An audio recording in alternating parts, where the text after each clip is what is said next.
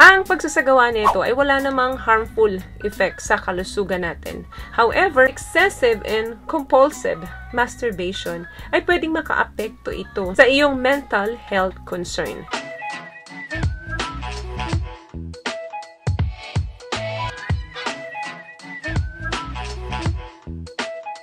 Hi guys! Welcome back to our channel. Kumusta po kayong lahat? Sana ay nasa mabuti po kayo. At sa mga hindi pa po nakakakilala sa akin, my name is Cheryl Ting. At kung bago pa lang po kayo sa channel na to, pwede po bang makingi ng isang favor to please consider to subscribe to our channel. And also, wag nyo na rin po sanang kalimutan i-click ang ating notification bell para in case may mga bago po tayong video na in-upload ay mabigyan po kaagad kayo ng notification.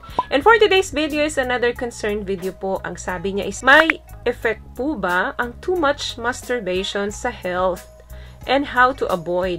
Okay, when it comes to health issue po, wala pong effect ito sa kalusugan natin. As long na hindi naapektuhan yung pang-araw-araw na buhay mo, relationship mo sa family and mga kaibigan mo, hindi naapektuhan yung mga goal mo, at lalong hindi naapektuhan yung trabaho mo, wala pong masama kung ginagawa mo ito at least one sa isang araw, okay na okay lang yan. In fact, ang pagsasarili po ay may mga benepisyo pa sa kalusugan natin. Bukod sa nagbibigay ito ng magandang mood, nagbibigay ng masarap na pagtulog, stress reliever, nabibigyan mo pa ng pleasure yung sarili mo at mas nai-explore mo yung katawan mo. Ano nga ba ang masturbation? Ang pagsasarili po is a common activity which involves touching genital or other sensitive part ng katawan natin para mabigyan tayo ng sexual arousal or pleasure. Ang pagsasagawa ng ganito is a natural, safe way to explore your body. Pa ba yung ibang mga benepisyo nito bukod sa mga nabanggit ko kanina? Nabibigyan ka nito, of course, ng relaxation. Nare-relieve din nito yung mga cramps mo sa aming mga babae. And mas nagkakaroon ka ng better understanding kung ano yung wants and needs mo pagdating sa pakikipagtalik. Kasi nga, mas nadidiscover mo yung sarili mo by doing this. Ang study rin po na ang pagsasagawa ng pagsasarili ay may lower risk na magkaroon ng prostate cancer. Okay, let's talk about side effects of masturbation. Ang pagsasagawa nito ay wala namang harmful effect sa kalusugan natin. However, may mga tao pong nakakaramdam ng guilt kapag madalas or excessive na nila itong ginagawa. Kumbaga, parang meron na silang chronic issue sa mga ganitong gawain. Hindi na nila napipigil yung sarili nila. Okay, bakit sila nagkakaroon ng mga guilt feeling kapag nasusobrahan na? Nakakaramdam sila ng guilty about pagsasarili because of cultural, spiritual, and religious belief. Dahil nga sa iba, ang tingin nila dyan ay mali at immoral. Meron din naman nagsasabi na ang self-pleasure daw is dirty and shameful, nakakahiyang gawain. Kung sa tingin mong may addiction ka na sa pagsasagawa ng ganito, masturbation, pwedeng kumausap ka ng isang reliable na tao or isang kaibigan na pinagkakatiwalaan mo. Sa ibang tao kasi, mapababae man or mapalalaki na nahihilig sa ganitong gawain, minsan nagde-develop na ng addiction. Paano mo ba malalaman kung addicted ka na dyan? So, yan yung tipong ini-skip mo na yung mga lakad mo dahil mas pina-priority mo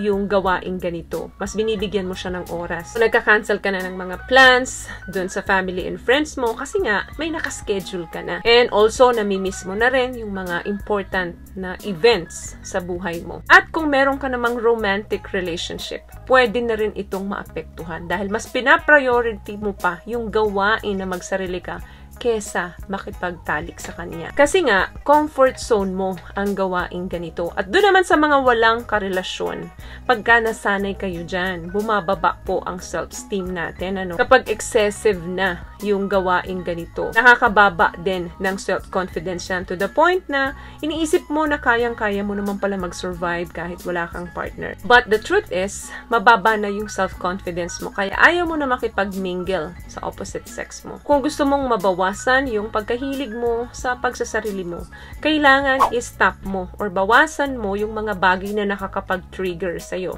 For example, yung panunood ba ng porn? So, kung daily mo na ito ginagawa at nasa routine mo na talaga ito, kailangan mong bawasan ito kasi yung panunood ng porn o yung pagbalik dun sa mga gawain na kung saan nakakapag-trigger sa inyo ay mabubuhay. So, ang mangyayari, magti-trigger na naman na magsarili kayo. So, instead na gawin yan palagi, araw-araw, well, ang dapat ninyong gawin. Kailangan buhayin ninyo yung pakikipagsalamuha sa mga kaibigan ninyo. Mag-exercise kayo or sumulat kayo ng mga journal. That way, nadadivert yung attention nyo sa mga ganitong gawain. Kasi nga, na-occupy yung mas maraming oras ninyo sa ibang bagay. May mga myths na kumakalat about pagsasarili na kapag sobra-sobra daw, nagkakaroon ng hormonal imbalance, infertility, hydration, at meron erectile dysfunction daw. Pero hindi pa po ito proven ng mga scientifico. So, sa health, wala po siyang side effects as long na hindi naapektuhan yung mga daily routine ninyo, yung mga social activity ninyo, family and friends ninyo, na pong problema yan. But of course, para sa inyong mental state, meron po dahil bumababa ang inyong self-confidence kasi nga nandun lang kayo sa comfort zone ninyo. Plus yung feeling of guilt kasi nga excessive na ninyong ginagawa or madalas na ninyong ginagawa ito.